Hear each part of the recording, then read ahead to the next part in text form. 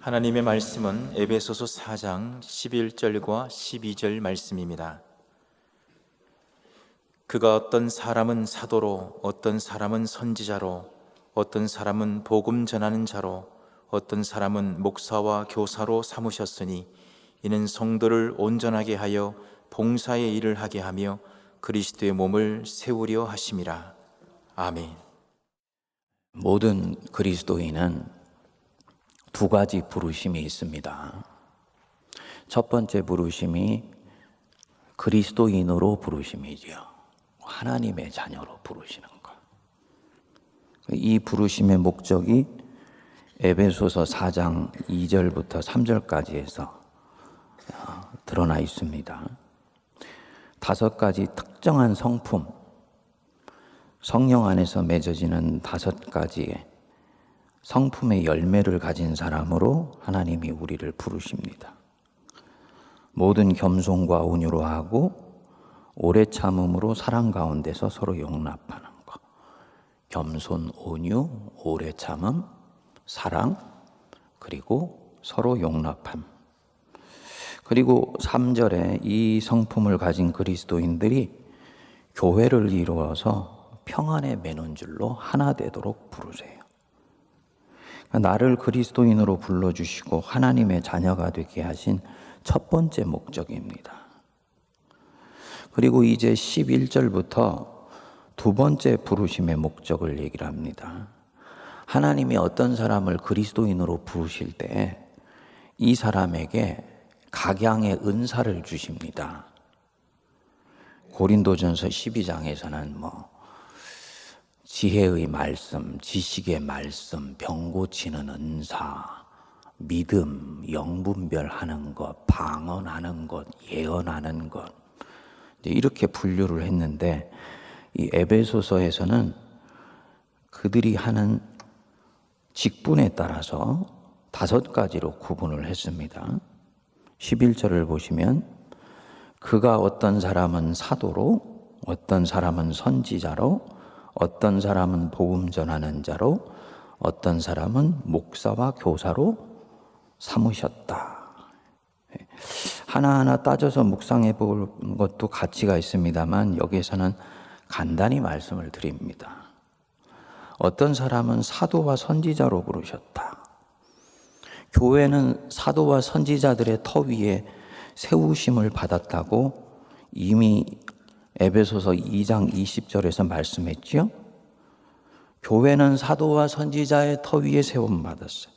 그렇기 때문에 어떤 교회가 사도적 가르침과 사도적 전통에서 벗어나 있다면 이 교회는 건강한 교회가 아니고 참교회가 아닙니다. 우리가 사도행전을 보면서 계속 사도들의 길과 가르침을 묵상하는 이유가 바로 여기 있어요. 내가 섬기는 교회, 혹은 교회된 내가 바른 터전 위에 세워져 있는가 하는 것을 살펴보기 위해서입니다. 선지자들의 터 위에 세우심 받았다. 선지자, 예언자, 하나님의 말씀을 계시로 직접 듣고 전하는 자지요. 구약의 이사야, 예레미야, 아모스 같은 분. 교회는 이 구약의 선지자와 신약에 나오는 사도들의 터 위에 세워졌어요. 근데 중요한 부분이 있습니다. 신구약 성경이 성령의 뜻으로 확정되고 난 뒤에는 이제 더 이상 사도와 선지자는 없습니다. 이 부분이 중요한 부분이에요. 우리가 성경을 문자적으로 읽으면 이 4장 11절 말씀대로 하면 오늘날도 사도가 있고 선지자 아모스나 예레미야 같은 선지자가 있다라고 생각할 수 있어요. 그렇지 않아요. 사도는 자신들의 사도인 후계자를 남기지 않았어요. 12명의 사도와 이방인의 사도인 사도 바울, 총 13명으로 사도는 끝이 났습니다. 사도적인 사명은 남아서 지금까지 이어지고 있지만 소위 은사로서의 사도는 초대교회 13명으로 끝났습니다. 마찬가지로 선지자다. 여러분, 누가 선지자다. 저분 선지자야. 이렇게 쉽게 얘기하면 안 돼요. 그 선지자라는 말이 뭐냐면 하나님의 어전회의에 가서 그분의 말씀을 직접 들어서 전하는 게 선지자예요. 어떤 사람이 자기를 보고 사도고 선지자라고 얘기를 한다면 그 영을 분별해야 됩니다. 칼뱅은 이 부분에 있어서 명료하게 얘기를 했습니다. 신구약 성경 66권이 확정되고 난 뒤에는 사도와 선지자의 바로 이 사역은 성경을 통해서 오늘날 우리에게 계속되지 특정한 사람들을 통해서 계속되지 않는다. 만일 누군가가 자기를 사도라고 얘기를 하고 선지자나 예언자로 얘기를 한다면 그 영을 분별해야 된다는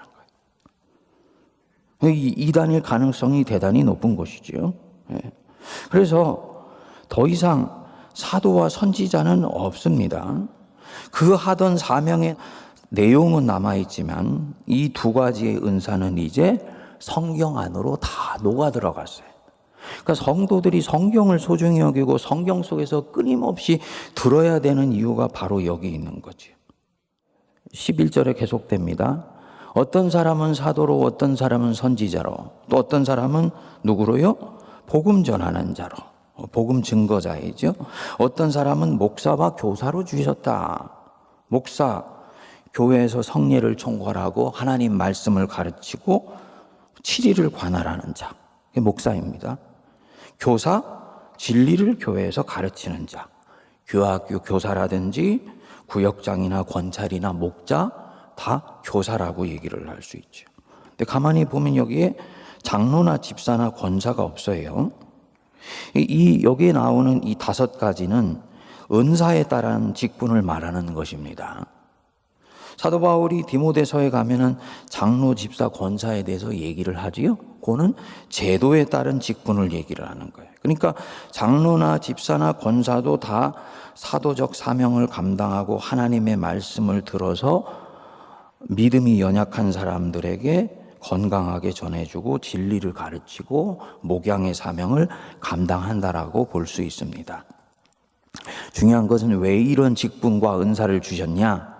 12절이죠. 우리 같이 한번 읽어보겠습니다.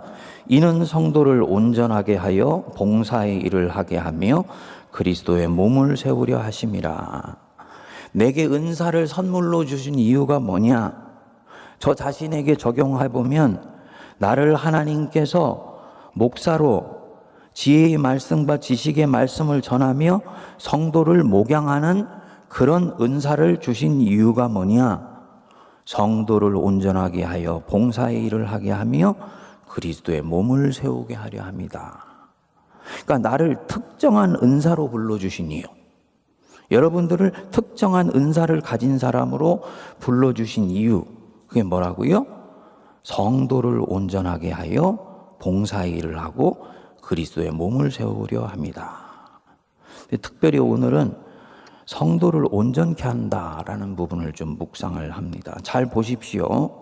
그 뒤에 2가지가, 즉 봉사의 일을 하고 그리스도의 몸을 세운다는 이 2가지가 은사를 주신 궁극적인 목적이죠. 그렇죠? 그런데 이 2가지가 이루어지는 선결적 요건이 그 앞에 나온다는 거예요. 성도가 세상에서 하나님의 일에 봉사하고 교회에서 봉사를 하며 그리스도의 몸을 세우는 이 일이 이루어지는 관건 혹은 그 일이 이루어지는 과정이 있는데 그게 바로 뭐냐면 성도가 온전하게 되는 것입니다. 성도를 온전하게 하는 것이 뒤에 나오는 2가지의 목적을 이루는 결정적인 관건이에요. 그러니까 성도를 온전하게 하는 것은 목양의 목표이고 교회를 섬기는 궁극적인 목적을 이루는 핵심 관건입니다. 성도를 온전하게 한다. 헬라어로는 카타르티스몬이라고 얘기를 하는데요. 신약 성경에서 사도 바울이 여기에서만 유일하게 쓴 단어입니다. 다른 어떤 사도 바울의 서신에서는 나오지 않고 여기에서만 유일하게 이 카타르티스몬이라는 단어를 썼어요.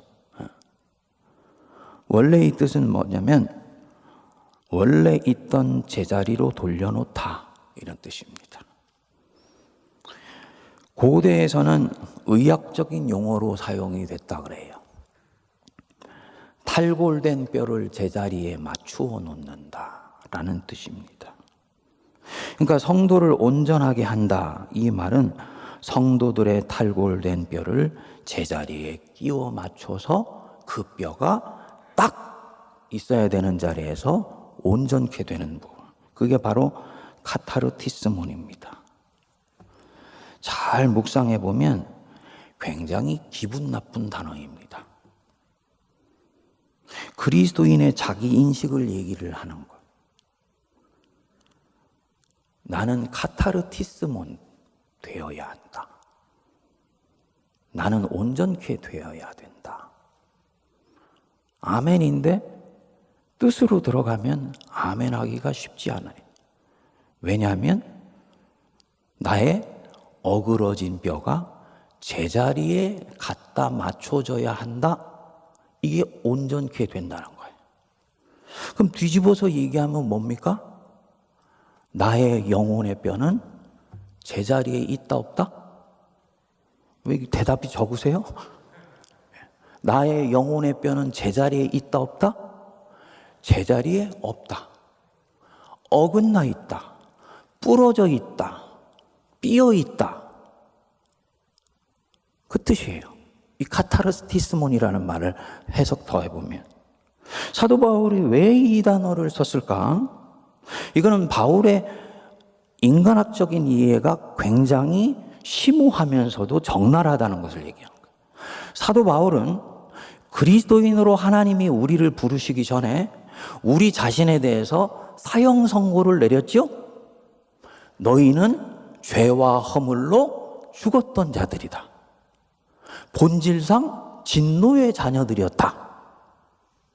그러면 우리가 죄 속에 있었던 그 세월 속에서 바울이 볼 때는 그들의 영혼의 뼈가 본래 있어야 되는 건강한 자리로부터 심각하게 탈골되어서 어긋나 있다라는 거예요. 그러니까 하나님께서 미리 믿음이 성숙한 자들을 부르셔서 그들을 일꾼으로 세우시고 목양자로 세우신 것은 이들을 온전케 하려는 뜻이 있는 것인데, 그 온전케 하는 것의 핵심이 뭐냐면 오랫동안 죄와 허물에 의해서 죽어 있으면서 영혼의 뼈가 심각하게 탈골되어 있었던 사람들을 제자리로 그 뼈를 갖다 맞추는 굉장히 중요한 일을 하도록 바로 이 은사자들을 부르셨다는 얘기지요. 그리고 이 부분을 각자에 적용해 보면 너의 영혼의 뼈는 어긋나 있고 탈골되어 있다. 그렇기 때문에 너는 목양을 받아서 이 탈골된 뼈를 제자리에 갖다 놓아 건강하고 생생하게 살아야 된다. 생명을 얻고 더 풍성하게 얻도록 네 삶의 목적을 명료하게 해야 된다라는 뜻입니다. 그러니까 누군가를 내가 목사가 되고 교사가 되고 성도 전체가 목양자가 되어서 목양한다?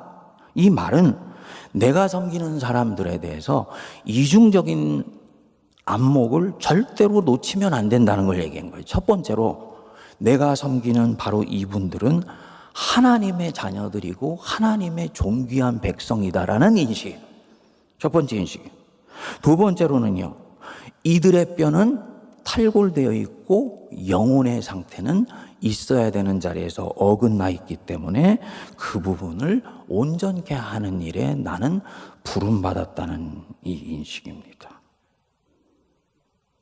그러니까 하나님의 자녀가 되어서 이제부터 탈골되고 기형이 되어서 어긋난 그 뼈와 마디, 그리고 이 뼈에 붙은 살을 제자리에 갖다 놓는 것이 바로 목양의 관건이고 목양의 핵심이에요. 이게 성도를 온전케 하는 일이에요. 중요한 것은요, 제자리로 잡아가는 이 과정이 만만치가 않다는 것이죠. 때로는 아프고 때로는 얼마나 고통스러운지 모릅니다. 뼈를 교정하는 작업이기 때문에요. 제가 초등학교 3학년 때 축구를 하다가 소위 축구공 가지고 놀다가 까불다가 공에서 미끄러졌어요. 그래가지고 팔을 딱 잡았는데 팔이 부러져 버렸어요. 여러분, 부러진 팔 보셨어요? 니은 자로 희한하게 부러져 버리더라고요. 그래서 집으로 갔더니 아버님이 빨리 접고론 가자고. 그때는 이 정형외과가 아니고 접고론이었어요. 접고론을 갔더니 이 거대한 체구를 가진 두 사람이 나와가지고는 초등학교 3학년 된 애, 한쪽은 이 손목을 잡고, 요 손을 잡고, 한쪽은 이 팔목을 잡아가지고 양쪽에서 잡아당겨요. 얼마나 고통스러운지 말이에요. 세상에 제가 태어나가지고 그런 고통은 처음이었어요. 아주 자지러지게 소리를 질렀어요. 뼈를 제자리에 맞추는 과정은 반드시 그 고통이 있고 아픔이 있는 거라는 거죠. 바로 이 카타르티스모는 그런 의미를 함축하고 있습니다. 당연히 그렇기 때문에 내가 죄와 허물에 의해서 이 부러져 있고 탈골되어 있는 영혼의 뼈를 제자리에 맞출 때는 불편하고 부담스러워. 직면하기 싫어요. 내가 가지고 있었던 틀과 사고를 카타르티스몬 해서 성경이 바라는 원래의 모습으로 갖다 놓기 위해서는 내 자신에 대해서 많은 고통을 치루어야 될 수도 있습니다. 당연히 아프고 직면하기 싫고 거부하고 싶고 저항하고 싶지요. 그래서 튀겨내기도 해요. 요게 근데 목양자가 져야 되는 십자가예요. 목사가 절대로 보신 목회하면 안 되는 이유가 바로 여기 있습니다.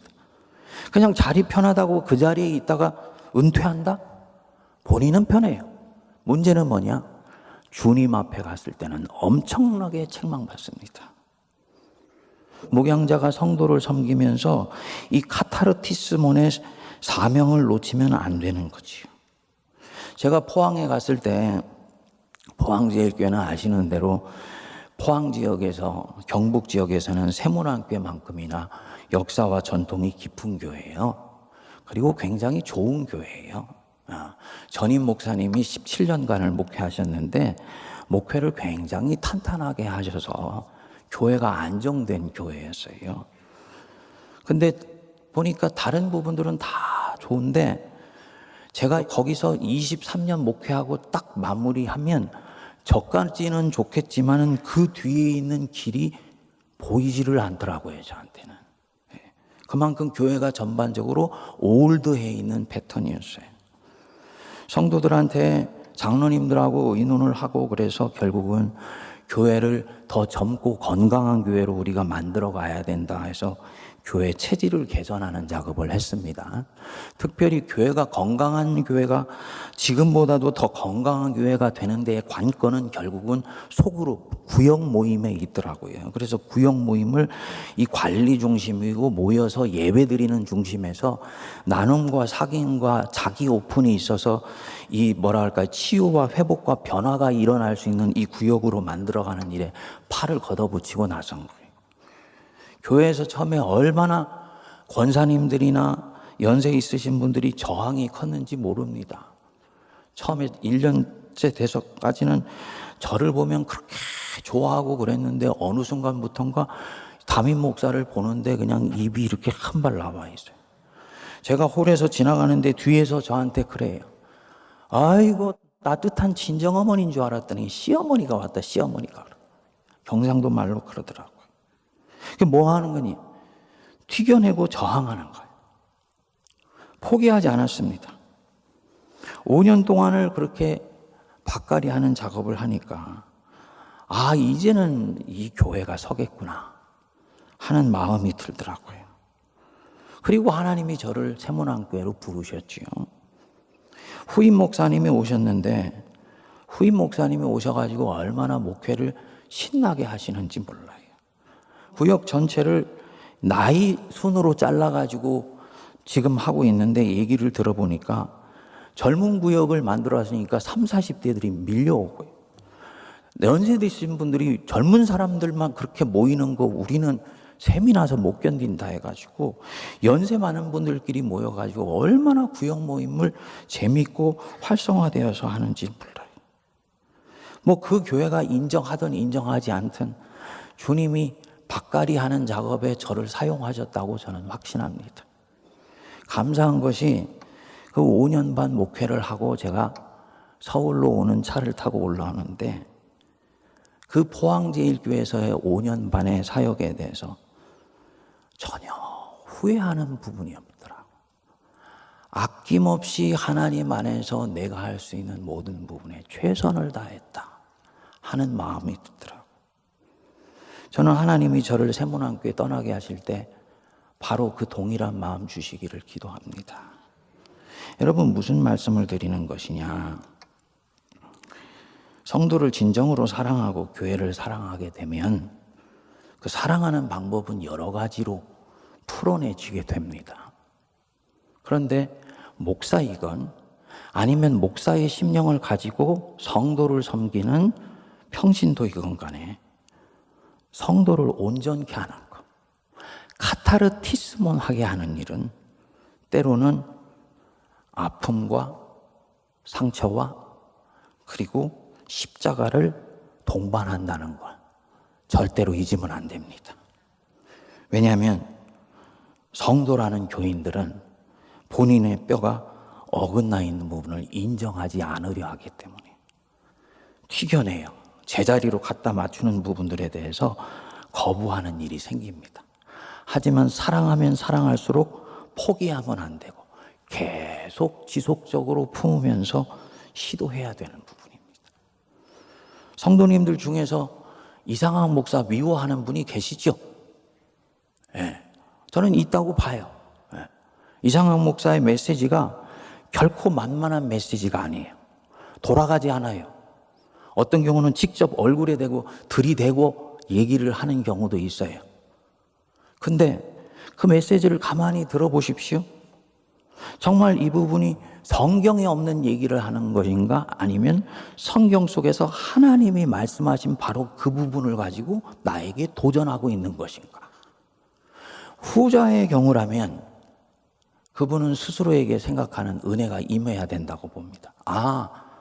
지금 나를 카타르티스몬, 어그러진 뼈를 제자리에 갖다 맞추는 성령님의 일이 지금 내 안에서 작업으로 진행되고 있구나. 당연히 그 부분에 있어서는 불편할 수 있고 아플 수 있고 때로는 얼굴이 화닥거려질 수도 있고 저항하는 일이 생길 수도 있는 것입니다. 이건 목사의 설교에만 해당되는 부분이 아니고 다른 모든 부분들에 해당이 되는 부분들이지요.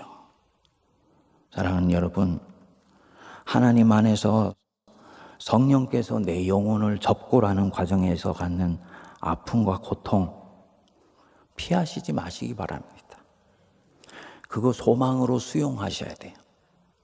그리고 누군가를 목양하고 섬기는 데 있어서 하나님이 우리를 사도적 직분으로 선지자적인 직분으로 복음 전하는 자로 교사로 그리고 목양자로 세우셨을 때는 성도를 온전케 하는 일에 불러주셨다는 것, 그리고 이 일은 반드시 목양의 십자가를 기꺼이 감당해야 되는 일이라는 것, 요거 잊으면 안 됩니다. 지금 너희가 당하는 고난은 장차 너희에게 나타날 영광과 좋게 비교할 수 없도다. 믿으시기 바랍니다. 그래서 교회가 더 온전하게 되고 건강하게 되어서 그리스도의 몸을 세우는 일에 쓰임받는 복된 인생 되시기를 축복합니다. 기도하겠습니다. 하나님 아버지, 주께서 우리에게 각양 은사를 주신 것은 성도를 온전하게 하여 봉사의 일을 하며 그리스도의 몸을 세우게 하려 하심이라 말씀하셨습니다. 사도 바울이 반복해서 고난과 박해를 받으면서도 이방인들에게 달려가며 회당에 달려간 그 뜻이 오늘 우리에게 더 병료하게 드러나는 줄 믿습니다. 그들의 영혼에 어그러진 뼈, 하지만 어그러진 줄도 모른 채 그 부러진 뼈를 가지고 살아가는 자들을 교정해주고 바로 세워주고 더 온전하게 해주어서 그리스도의 몸을 세우며 한 사람 한 사람을 세상과 몸된 교회를 섬기는 진정한 하나님의 봉사자들로 세우기 위한 사명이었음을 알게 해주심을 감사합니다. 저희들 자신 스스로를 살필 때 영혼의 어그러진 뼈를 제자리에 갖다 맞추는 지난하고도 지속적인 작업을 해야 되는 하나님의 사람인 것을 깨닫게 하여 주시고, 진리의 말씀 앞에서 스스로를 비춰보며 갖는 다양한 불편함과 또 아버지 온갖 종류의 힘들고 어려운 부분들을 기꺼이 수용하며 주님 안에서 진실하고 순전한 믿음을 추구하게 하여 주십시오. 누군가를 섬길 때 갖는 섬김의 십자가를 외면하지 않게 하여 주시고, 하나님 기뻐하시는 삶을 지속적으로 추구하게 하여 주셔서 장차 우리에게 나타날 영광을 바라보며 오늘도 믿음의 십자가를 지게 하옵소서. 주께서 선한 길로 이끌어 주셔서 우리 세문안교회는 더 건강해지게 하시고 더 온전한 그리스도의 몸을 이루게 하여 주시며 하나님의 영광이 드러나는 복된 성도들이 가득 찬 교회로 세워 주시옵소서. 지금은 우리 주 예수 그리스도의 크신 은혜와 하나님 아버지의 무한하신 사랑과 성령님의 위로교통 감동 감화 역사하심, 여러 가지 은사를 가진 자들로 우리를 세우셨으니 이는 성도들을 온전하게 하여 봉사의 일을 하게 하며 그리스도의 몸을 세우려 하심이라. 이 말씀 붙들고 오늘도 내 인생을 불태우며 목양자의 삶을 넉넉히 감당하려는 모든 거룩한 주의 백성들과 피로 값주고 사신 세문안교회와 이 나라 이 민족과 온 열방 위에 이제로부터 영원토록 함께하옵시기를 간절히 축원하옵나이다. 아멘.